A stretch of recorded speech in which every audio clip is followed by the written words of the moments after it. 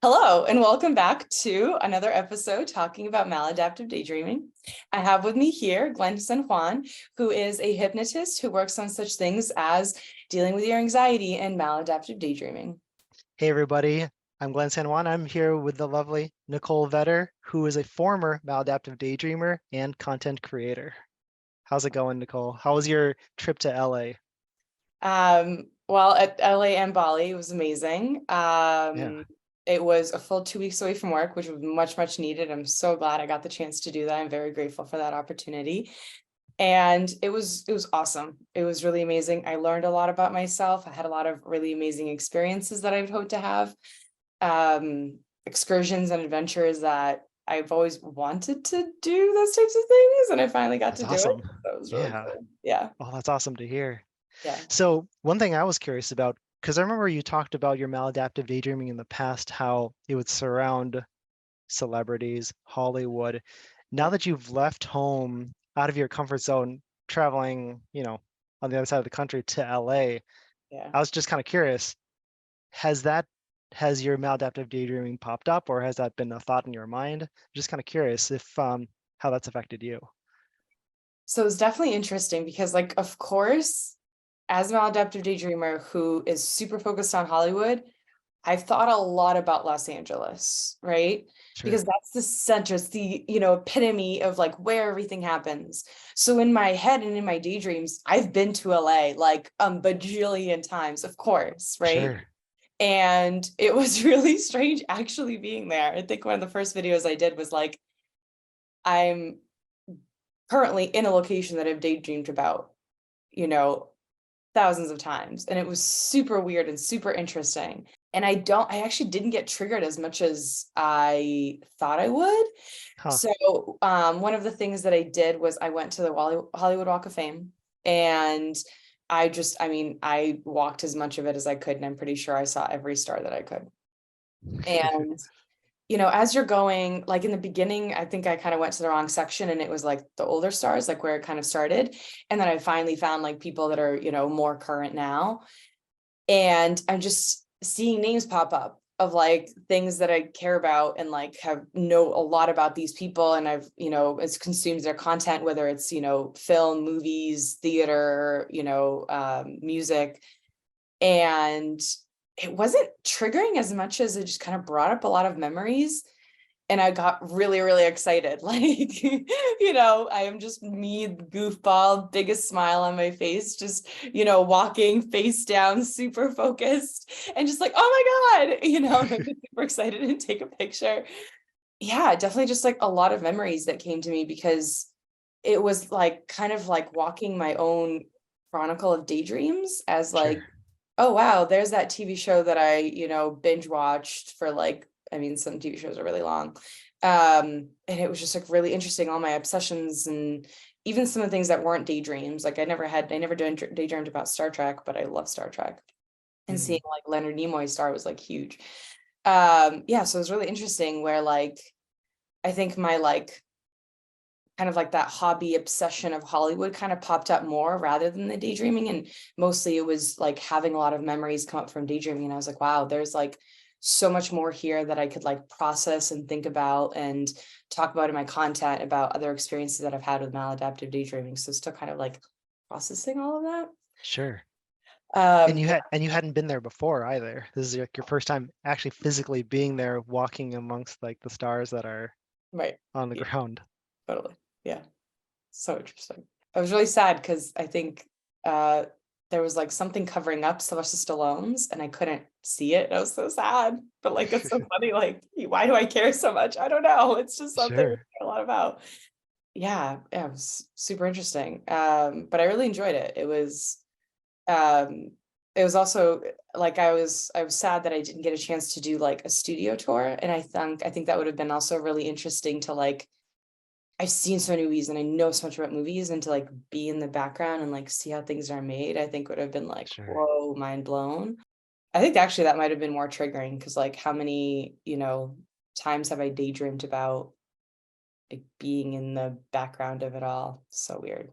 Sure. Yeah, so interesting. So, I mean, did you feel like even after you were walking through Hollywood, like coming back to your hotel room, back to where you were staying, did you ever feel like you had to just like sit down, process it all, and take a lot of time as you would have before, like years before, with your maladaptive daydreaming? I was very much in the zone. I was very much present. I Hmm. didn't do a lot of I was kind of like moving on to the next thing and just like going, going, going. I'm kind of like that when I travel though, so that's probably why. Sure, sure. And I'm sure having it as like a more real experience Yeah, definitely kind of kept you in reality instead of like, especially when you had the next thing coming up. Oh, there's that name right. as you're And I going think along.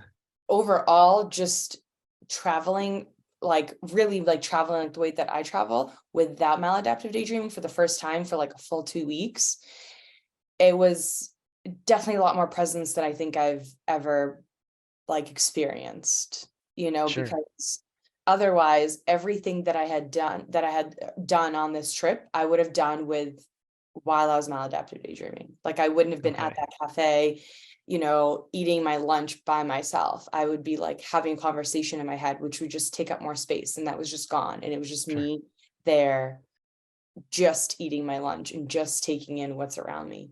Sure. Definitely a different experience. So, Huh. yeah. That's pretty awesome. It makes me Yeah. think of I don't know if you ever did see that movie, The Secret Life of Walter Mitty, about No, how and I've he actually heard that like that's super kind of along the lines of, so I actually want to see that. Maybe we'll have to do an episode about that. I was gonna say, when if you get a chance, take a look at that one, because not to spoil anything, but there is a part where he does really get out and experience life. Oh, okay. And to Cool. me, that's kind of relates to how you were able to finally go out and have your own adventures and Yeah, experience it for what it really is, yeah, and able to appreciate that more, not be in right, your head about it, but actually enjoy it for what it was, right. and how that makes a bigger impact on you. Yeah. Okay, so actually there was one point when I was in Bali that maladaptive daydreaming just kind of like popped up and I was like super surprised. But so it was like halfway through, we were staying at this really cool resort that was like right on the water. And I was like, okay, I'm gonna go walk on the beach. It's gorgeous. This is Yeah. black sand beach, and like there's just a gorgeous view, and I'm walking and enjoying it. And it hit me really hard. I was like, if I was still maladaptive daydreaming, this would be the most romantic beach walk ever. Like I had this like it's just automatic instinct of like, okay, cool romantic beach walk, let's go. And then I was like, wait, hold on, we don't do this anymore. But it was so fascinating to just like see that. My brain just, I don't know, like how many of these beach walks have I done? Apparently a lot, because I Sure. really had that instinct. But I think that was the only time on the trip where I was like automatically like, this is my instinct of this is what I'm going to do right now, Sure. is like daydream about this romantic beach walk. I did not. I enjoyed the beach walk by myself, but I definitely took a video of it and posted it because I was like, okay, yeah.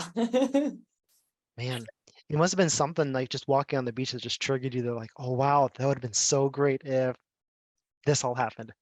And then it's like you said, it like hits you really fast, and you probably could have been on the beach walking for another couple hours, or at Right. least until the sun goes down. Exactly. Right. And I think that was the interesting thing is like, but now I think back to that even more and I go, okay, where was it programmed in me that that's the point of a beach walk, you know? Sure, And it's like, I took that, I added the daydreaming, and now my brain is like automatically like, I need to do a romantic beach walk. It's so fascinating. sure. Yeah, that was a strong urge. But other than that, it was really easy to just do me. Uh-huh. Kind of shocked by it, but I will say I was definitely a lot more present.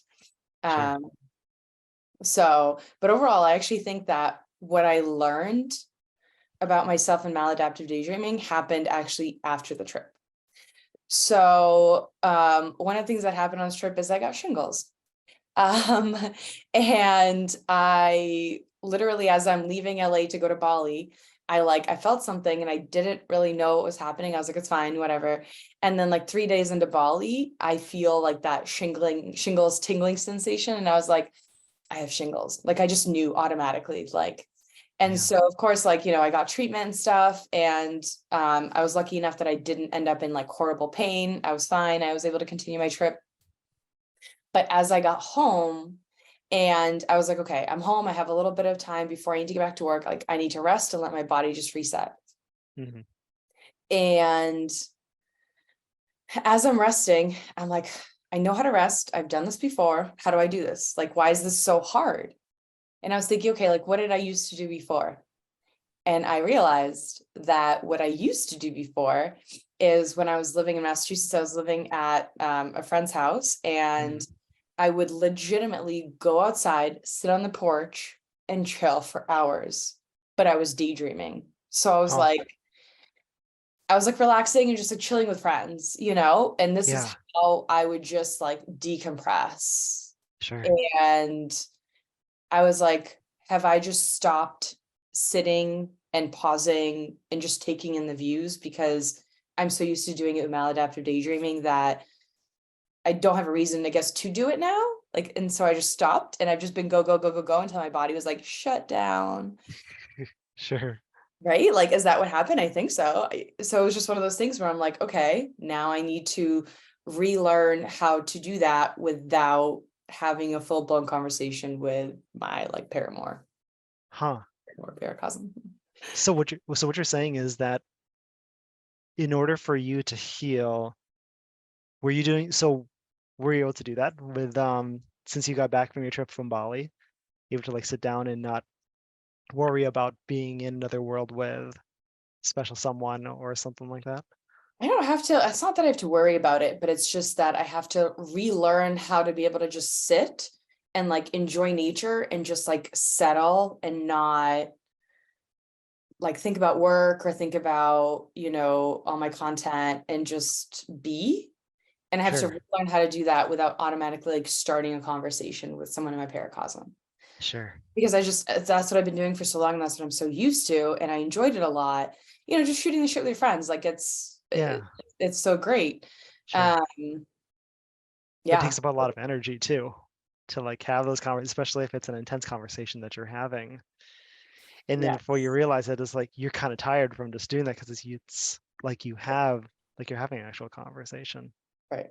But even if I was like sitting with my paracosm and just like listening to music, sitting on the porch, Hmm. watching the thunderstorm, like they were always there. And I Sure. think that's the part of your brain is like, I think this was the thing that and I mean, this is just an assumption, it's just from my experience, but it's like how my brain felt as I stopped doing maladaptive daydreaming.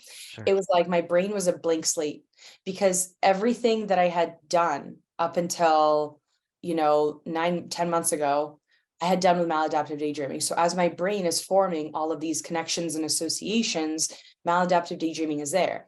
And now I have to relearn how to do everything without maladaptive daydreaming.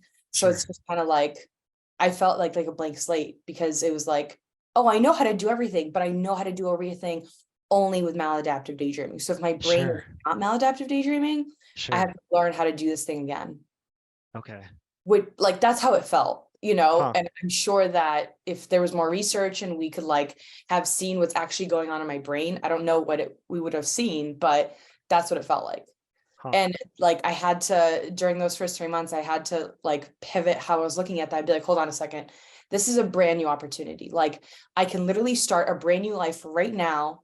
I already know like what made me successful to get to this point. I can relearn those things, create the life I want, and I have like full reign to do that. I'm completely free to do that. Sure. um, Once that pivot happened, it became a lot easier because like I know what I'm building for and I know what I want and I know why I gave up maladaptive daydreaming and healed, depression and anxiety.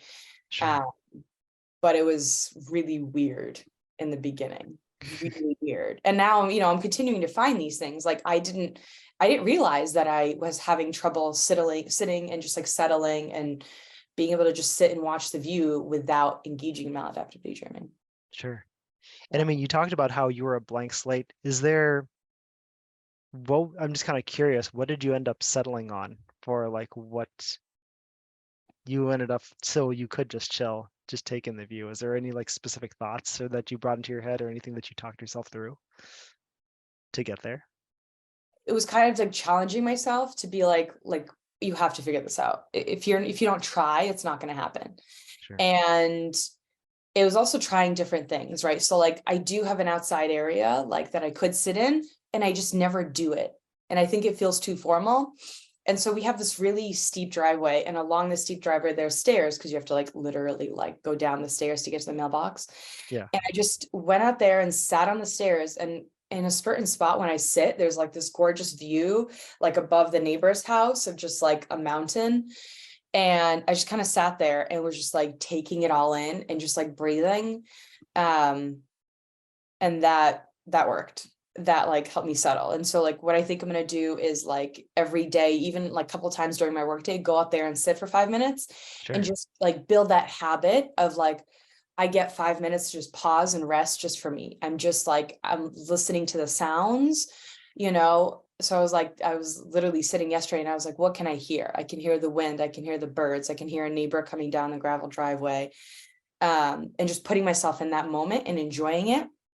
But Sure. also, this is a weird statement, but I've taught myself to get high on nature during Hmm. COVID, where I would literally go for a walk every morning and I just learned to enjoy it so much that I would like soak it in. It's probably like that, like I think forest bathing that they have in Japan. It's Yep. the same kind of concept because it does feel really good.